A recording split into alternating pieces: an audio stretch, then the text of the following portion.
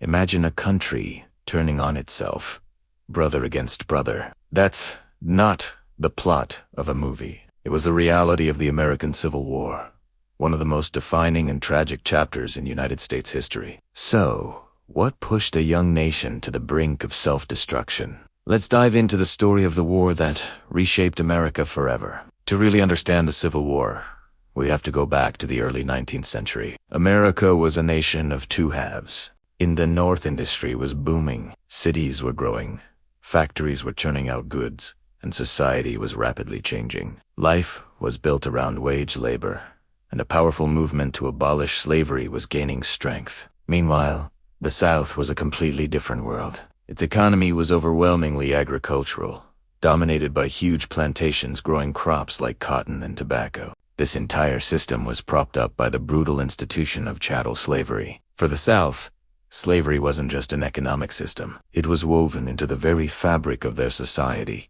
their culture, and their identity. For decades, political compromises kept a fragile peace. Think of the Missouri Compromise of 1820, or the Compromise of 1850.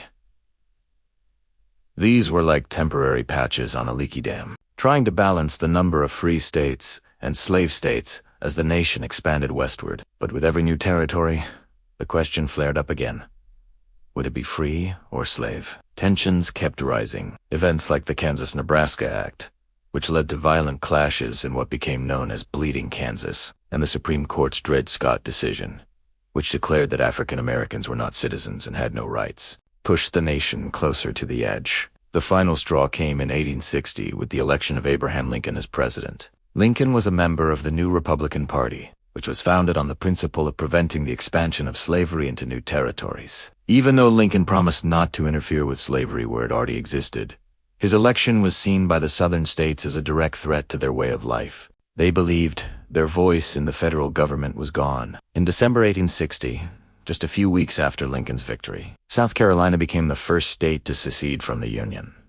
6 other states quickly followed, and in February 1861, they formed the Confederate States of America. They were determined to create a new nation founded on the preservation of slavery. The stage was set for a conflict. The spark that ignited the war came on April 12, 1861. Confederate forces fired on Fort Sumter, a federal fort in the harbor of Charleston, South Carolina. Lincoln responded by calling for 75,000 volunteers to put down the rebellion. This call to arms led for more states to secede and join the Confederacy. The nation was officially at war with itself. At the beginning, both sides thought the war would be quick. Northerners were confident their industrial might and larger population would lead to a swift victory. Southerners believed their superior military tradition and the righteousness of their cause, defending their homes and way of life, would see them through. Both were tragically wrong. The war raged across the country for 4 long, bloody years. Early battles, like the First Battle of Bull Run, were a rude awakening for the Union, showing that the Confederacy was a formidable opponent. The war in the Eastern Theater was largely a brutal stalemate. The Union's Army of the Potomac clashed repeatedly with the Confederate Army of Northern Virginia, led by the brilliant tactician General Robert E. Lee. Battles like Antietam, single bloodiest day in American history, and Gettysburg were horrific, with staggering casualties on both sides. While the East was locked in a grind, the Union found more success in the Western Theater. Under the command of generals like Ulysses S. Grant, Union forces fought to gain control of the vital Mississippi River. Capturing key cities like Vicksburg in 1863 was a major turning point, as it effectively split the Confederacy in two. A pivotal moment in the war came on January 1, 1863. President Lincoln issued the Emancipation Proclamation. While it didn't free all enslaved people overnight, it was a monumental declaration. It transformed the purpose of the war. It was no longer just about preserving the Union. It was now a fight for human freedom. The proclamation also allowed African American men to enlist in the Union Army, and nearly 200,000 did, fighting with incredible courage for their own liberation. By 1864, the tide had decisively turned in the Union's favor. Lincoln appointed Ulysses S. Grant as the general-in-chief of all Union armies.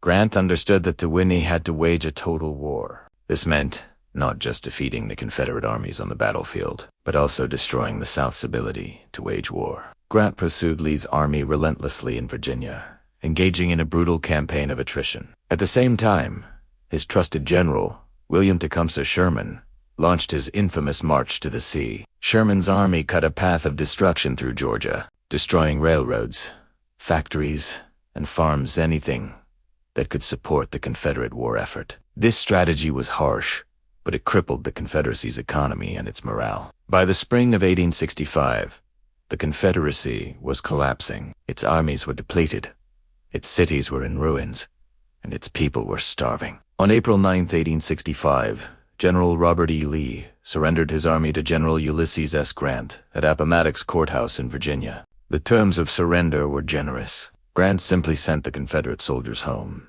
aiming to begin the process of healing the divided nation. The war was effectively over. The cost was immense. Over 620,000 soldiers died, more than in all other American wars combined.